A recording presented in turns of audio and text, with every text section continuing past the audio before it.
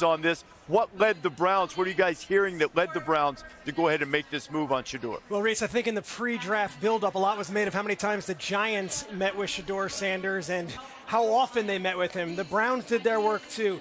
They met with him at length at the Shrine game, East-West. Then at the Combine, they met with him. Then they had him in at the top 30. And at his pro day, they took him and Travis Hunter out to dinner. And let me tell you the people at that meeting. Andrew Berry, Kevin Stefanski, Musgrave, Tommy Reese, Paul DePodesta, Jimmy Haslam, J.W. Johnson, the son-in-law of Jimmy Haslam. They all met with him, and they felt comfortable. And at a certain point, which I believe Field Yates said at the table, at 144 in the draft, whether you need a quarterback or not, it is the most important position in all of football.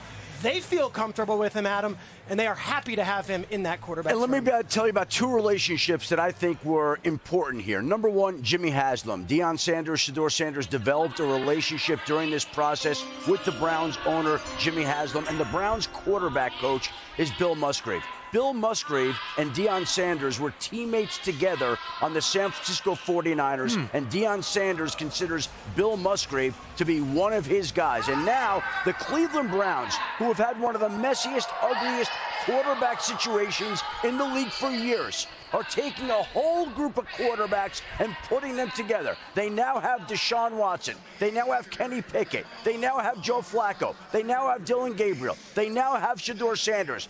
And the storylines are just beginning because all these quarterbacks are not going to be happy staying in Cleveland. And the Browns also have the Jaguars' first-round pick next year in a quarterback-rich draft, so they're going to have double ones armed to get even more quarterbacks. The Browns have gone from having a lack of quarterbacks to having a surplus of them, and the attention that's been on Shedeur Sanders the past few days is only just beginning, Reese. Well, the old adage is if you have two quarterbacks, you don't have any. So now they've got a lot of them, and we're going to find out which one is the one. As you look at this, how would you assess Mel? We know what you think of him as a prospect. Now the opportunity in front of him and how quickly you expect those traits to be able to play, to be the guy, if in fact you think that can happen quickly. Offensive line, that's critical for Shedeur. Said it when Tom Brady was taken. The offensive line's got to protect him. He's got to have that fortress in front of him, as Brady did, allowed him to have that success. You think about what he had at Colorado. He dealt with adversity. He dealt with a muddy pocket. He done it with everything NFL conditions lead you to have to deal with once you get to the pro level. Then you think about the character. I think this is the misperception. I think the fact of the matter is Deion was a great teammate. Deion practiced hard. They loved him in the NFL. They loved him with the Atlanta Braves in Major League Baseball. Shedeur, he will galvanize. He'll be that kind of guy. So again, the offensive line, if you're talking about the Cleveland Browns, that's the issue, guys. If they can protect him, obviously get the weapons, but up front is where they got to be strong. You allow him to do his job, and he will be a surgeon. He will pick you apart. I mean, you give Shedeur time. He sees the field. He's accurate to all levels, and he is a tremendous competitor, incredibly tough. So, again, durable, having all the hits he took, and never got hurt, okay? And he never running game. Not mention offensive line. He had no running game. So he was out there, and he led them to a winning year. He led them to an upset over TCU when he first got there, first game. Then the wheels came off. That Stanford game when the second half lead was won with the half. Shedeur Sanders, to me, when you talk about the locker room and the players around him, they love him. Now, the perception from others outside, based on what there's the noise, maybe they didn't like what they heard. I don't know how it was handled. You get all the word about this, that. You think, well, they're just trying to hurt Shedeur. Teams are still throwing it out there. You don't know what was true, what wasn't. How Deion's going to operate. Deion's going to stay out of it. He's not going to be calling or threatening any coaches or saying, or there'll be a threat that Deion could take over. Deion's not happy. Deion's not going to say anything. Deion's going to coach Colorado. So a lot of this stuff, I think, just made no sense to me, kind of the negativity you heard over the last couple months.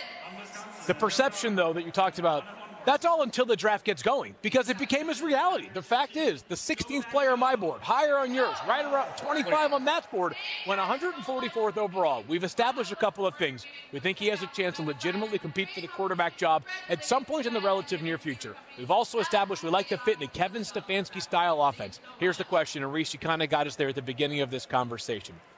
What lessons will be learned? And will they be used effectively to turn him into the player that I think we have some level of confidence across this desk that he can become? If so, this has a legitimate chance to be and this is not hyperbole here, the best value on day 3 so far because it's the most important position in all teams. Hit rate the last 31 years for fifth-round picks at quarterback is 0. 0. It's your guy, though. 0. Buck the trend. I'm saying up until now, the last 31 years, okay? Quarterbacks in the 5th round, you want the chart? Here it is, right here. I went back and looked at it. All right, what do you got? From 1994 to 2024, it's 31 years. What's that say? 0 for 43. 0 for 43 with a couple still to be determined. Wow. Spencer Rattler, one of those guys, still to be determined. Right? 1970 to 1993, hit rate in the 5th round, 19%, right? So, again, 5th round's not the round to get a quarterback. Okay? It hadn't been proven. It was going back to 1970. That's a long time, right? Shedeur Sanders, 5th-round pick. We'll see if he can do something that very few have been able to do. The aberration, though, probably with a couple of notable exceptions, 5th round or beyond, is that very few quarterbacks were evaluated like this just on the tape. Right. At the same level that he That's the difference, right? Yeah. I mean, this isn't a talent issue. This isn't a can-do issue. This transcended that. And that's why I think of anybody on that list that you have of fifth round guys, none of them had the skill set that this young man had. This is not about can you play the position. This is about do we want you to play the position for us. That's what this game. Why wouldn't they, Lou? Well, look, that's a whole nother discussion that we've had in many different ways for weeks I would say and that months now. This is not one of the toughest quarterbacks you've ever. But Mel, this isn't about this isn't about quarterback traits and quarterback characteristics, personal football character. That's not about this. This is personal. Has he had an and we know that it is. off the field issue? No, he has not. Mel, you don't have to sell it to me. No, I don't know what we're talking about here. You're right.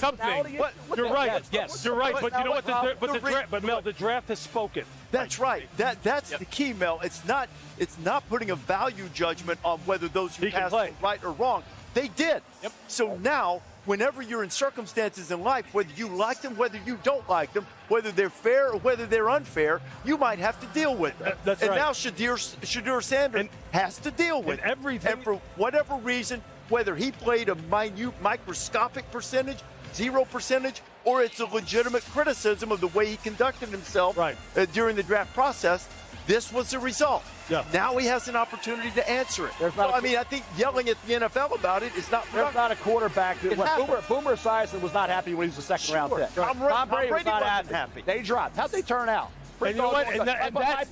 Nobody's arguing that can happen. Reese, the NFL has been clueless for 50 years when it comes to evaluating quarterback. Clueless. No idea what they're doing in terms of evaluating quarterback. That's proof. There's proof of that. How many times say we know exactly what we're talking about with quarterback? They don't. Nobody's batted 1,000 there, though. That's correct. Right? I mean, I think that's all that matters now is what happens going forward. We talk about it all the time. There is the evaluation phase, there's the evaluation and selection phase, which we're in right now, and then there's the development and implementation phase. That's where we're heading to right now. That's all that matters for him. Kevin Stefanski, Andrew Berry, and Lou, have at it. Quarterbacks now, and Reese, you know it well as anybody, college kids now are getting paid. They're professional. They're getting paid.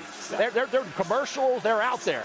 You got to deal with that. If you're the NFL, you got to deal with that. Okay? He's saying whatever he's saying behind closed doors. What's he saying? I want to be the guy. I should be this. I should be that. Deion's saying he's the best player in the draft. He's best quarterback. Second best to Travis Hunter. Best quarterback. Who is it? What quarterback out there didn't think they should have been a high first-round pick? Again, nobody's criticizing what happened. We're saying he has to deal with the reality of the result from it. Really well. Gino got into the second round. He's doing pretty well, right? Jimmy Clausen, Brady Quinn didn't. But then there's Aaron Rodgers. Chad Pennington went 18. Brett Favre, second round. Boomer Esiason, second round. Dan Marino, late first round. And now you have a situation with Shedeur dropping to the 5th round. Tom Brady, everybody said, okay, he was a 6th-round pick. When Tom Brady was drafted, there was a quarterback that went 18th. That was Chad Pennington. A quarterback went in the 3rd round. That was Giovanni Parmazzi from Hopkins. When Tom Brady got there, what did he tell Robert Kraft? They told him, hey, you're our 6th-round pick. He said, yeah, you're the best decision your organization ever made than me, right? So we're talking about, are you confident, cocky, are you arrogant, or are you charismatic? There's that fine line there. I think there's a lot of perspective and isn't reality